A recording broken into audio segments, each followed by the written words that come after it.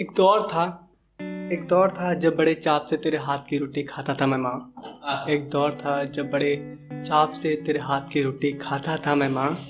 आज बस भूख मिटाने के लिए रोटी का निवाला तोड़ता हूँ।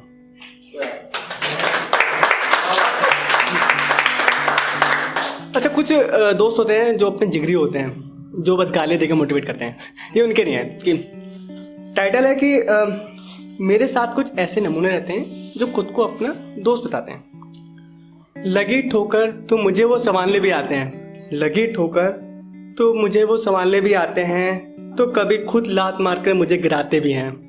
मेरे साथ कुछ ऐसे नमूने रहते हैं जो खुद को मेरा दोस्त बताते हैं। बीमार पड़ा तो कमबख्त रात भर मेरे साथ बिताते हैं, तो कभी गोलगप्पों में मोमोज की चटनी भी मुझे खिलाते हैं। मेरे साथ कुछ ऐसे नमूने रहते हैं जो खुद को मेरा दोस्त बताते हैं। शिकस्त मतलब हार। शिकस्त पाई जब किसी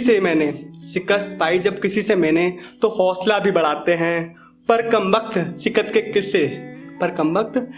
के किस्से चारों तरफ खुद ही फैलाते हैं। मेरे साथ कुछ ऐसे नमूने रहते हैं जो खुद को मेरा दोस्त बताते हैं।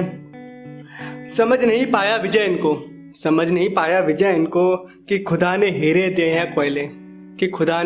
दिए हैं कोयले, पर जैसे भी हैं सच्चाई से अपना रिश्ता निभाते हैं। मेरे साथ कुछ ऐसे नमूने रहते हैं जो खुद को मेरा दोस्त बताते हैं।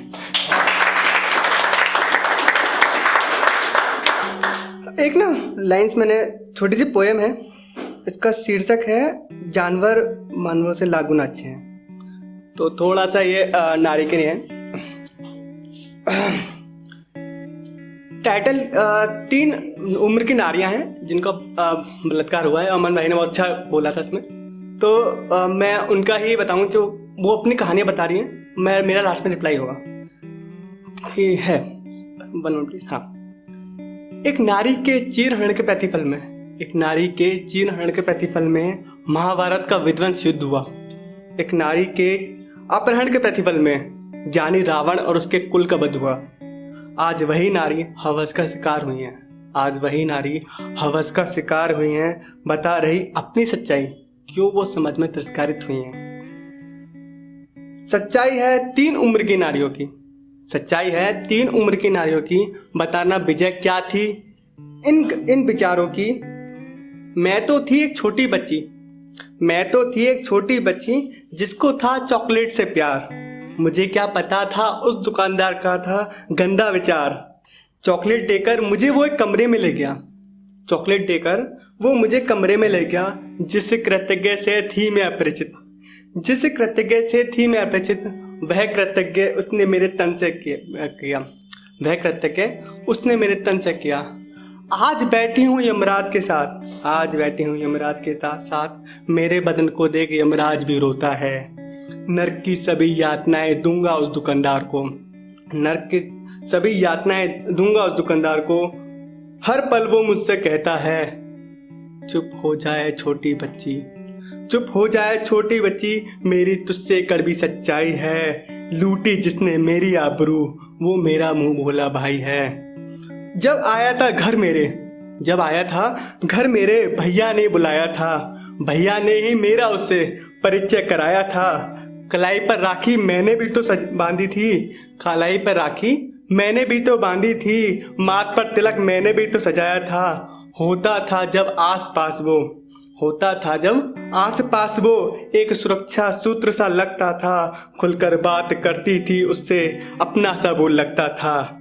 पता नहीं जिस्म की हवस उसके अंदर क्यों पड़ रही थी। मेरे राखी वाले स्नेह होते भी काम सूत्रता क्यों उसकी बढ़ रही थी। बुलाया मुझे था अपनी कसम देकर उसने अपने घर पर, जहाँ सजा रखा था झुंड हफ्सी दरिंदों का, उसने अपने घर पर।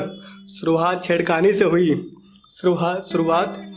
से हुई, फिर बात आबरू पर आई। मैं फंसी उन हफ्सियों के बीच, क्यों ना मैं इससे पहले उसकी हवस देख पाई। शांत हो जा पुत्री, मेरा तो अर्थ का नियर्थ हुआ। मैं हूँ एक वृद्ध महिला जिसका हफ्सी दरिंदा मेरा ही पुत्र हुआ। जिसको अपनी कोख में पाला, जिसको ममता का दिया जाला, वो मुझ पर गंदी नीयत डालता था, वैसे कहकर मुझे बुलाता था। शराब के नशे में दूध था, भूल गया मर्यादा को। शराब के नशे में दूध था, भूल गया मर्यादा को। लूटी मेरी आबरू, क्यों भूल गया वो मेरी ममता को। भूल गया मेरी आबरू, भूल गया लूटी मेरी आबरू, क्यों भूल गया वो मेरी ममता को। ये अपमान सहूँ कैसे, बता विजय, हम तीनों जिए तो जिए कैसे। सच्चाई तीनों की सुन, विजय सहम गया।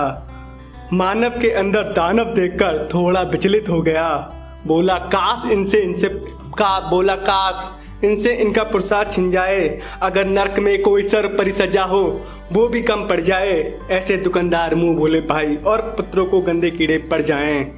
आज देव कामसूत्र भी दुखी होगा। प्रेम को मानव को देखकर वो भी लज्जित हो रहा होगा। प्रेम की परिभाषा बदल डाली आज के मानव ने। जिस्म को दी प्राथमिकता आज के मानव ने। ये मानव नहीं, इंसान की खाल में छुपे भैंसी दरिंदे हैं। आज खुलकर बोलता है विजय। जानवर मानवों से लाख गुना अच्छे हैं।